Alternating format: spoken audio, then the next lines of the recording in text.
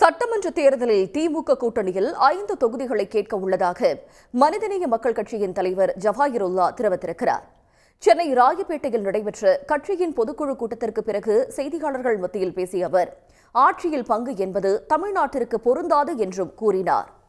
சட்டமன்றத்திலும் நாடாளுமன்றத்திலும் சிறுபான்மை முஸ்லிம்களுடைய பிரதிநிதித்துவம் குறைந்து வரக்கூடிய ஒரு சூழல்ல வருகின்ற சட்டமன்ற தேர்தலில் சிறுபான்மை சமூகத்தைச் சேர்ந்த கூட்டணியிலே இடம்பெற்றிருக்கக்கூடிய மனிதநேய மக்கள் கட்சி, அதேபோல் இந்தியன் யூனியன் முஸ்லீம் லீகு, அதேபோல் திராவிட முன்னேற்ற கழகம், இதர கூட்டணி கட்சிகள் வேட்பாளர்களை நிறுத்தும் போது முஸ்லீம்களுக்கு உரிய பிரதிநிதித்துவம் வழங்க வேண்டும் என்ற ஒரு கோரிக்கையும், அதோடு சேர்ந்து மனிதநேய மக்கள் கட்சிக்கு வருகின்ற சட்டமன்ற தேர்தலில் 5 தொகுதிகளை ஒதுக்க வேண்டும் என்றும் இந்த பொதுக்குழுவிலே தீர்மானம் நிறைவேற்றியிருக்கிறோம். கடந்த முறை திராவிட முன்னேற்ற கழகம் எங்களுக்கு 2 தொகுதிகள் பாபநாசம் மற்றும் மணப்பாறை தொகுதிகளை தந்தது.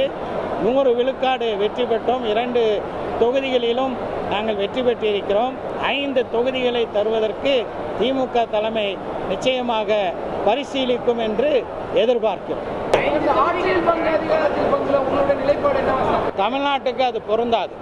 உடனுக்குடன் செய்திகளை தெரிந்து கொள்ள சன் நியூஸ் பெல் ஐகானை கிளிக் பண்ணுங்க.